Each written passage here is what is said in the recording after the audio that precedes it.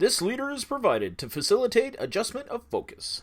Please be aware there are spoilers contained in this video presentation. Xenomorph is here, and it's gonna slay. Everybody grab a blowtorch and get in the fray. If you don't make it to the shuttle, here you get to stay. Interstellar screaming, a terrible workday.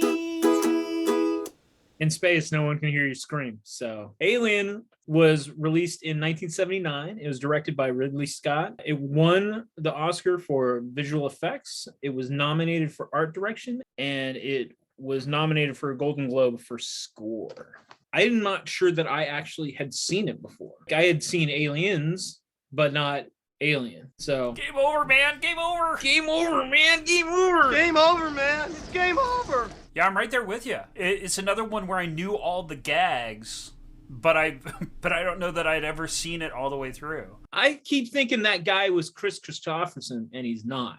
I've seen this movie countless times, and it is a movie that is the gold standard for those types of movies. Like the Aliens movies?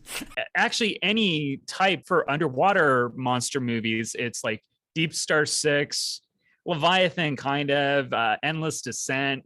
I've seen a lot of knockoffs. Alien and Aliens was the franchise, and then they just laid an egg. They jumped the shark.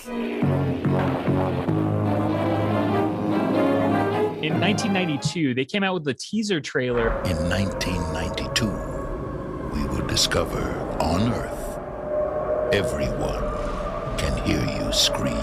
And my friends and I were like, oh, dude, that's going to be so epic. And when that movie came out, it was on some weird prison planet. I want that movie. Make that movie for me now. Wasn't Aliens v Predators set on Earth? Those crossovers were so bad. They brought those creatures here to hunt. And they use us like cattle.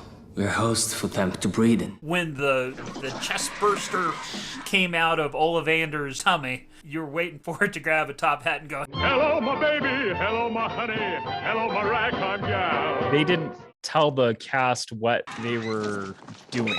So their reactions were actually their reactions to that. Somebody had to go back to their trailer for the rest of the day. The Geiger stuff is like so iconic, but to see that inner mouth not have any articulation and just be kind of a metal thing that pops out is so bizarre in our world where we've got the ability to have everything be animatronic. The Funko alien running across the table, it's just like, oh man. I think they had a stick on it and they kind of went like that. And this was another one where they deliberately didn't show the Xenomorph. I mean, you didn't really get to see it a whole lot. The milky robot blood. It's a robot. When Bilbo Baggins got it, yeah. And his head comes off. It's definitely got its issues. It's a Marvel connection. Who found the Hulk in the warehouse? Oh, you're right, dude. Harry Dean Stanton is freaking awesome. You saw? The whole thing, right through the ceiling, big and green and buck-ass nude. And when he was going into that dark room, I'm like, oh, Harry Dean Stanton, don't go in that room. Repo Man knows not to go in that room. And the gratuitous Sigourney Weaver in her underwear. We all know that that's in the space manual, that when you get into your spacesuit, you have to strip down to your skivvies. You can't space sleep in jeans. They chafe too much, so... Space chafe, a real problem. But she sleeps above the covers. 4 feet above her covers. Every jump scare in this movie got me. I knew where the jump scares were coming.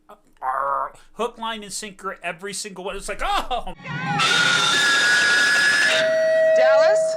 On a school bus or a oil tanker or a train, do any of those have self-destruct mechanism? They're just moving something from one place to another. Why would they have that? That is a good point. If you're making $1 billion space transport system, at what point do you need a self-destruct button on it? Danger. The emergency destruct system is now activated. My thought was they're towing all this ore, right? So did she just blow up all the ore? She couldn't disconnect the ship from the ore so you don't lose your cargo? The ship is still going at the same rate. So even if they disconnect the ship part of the ship, like it's still going. Well, and that self-destruct seemed pretty excessive. The horizon.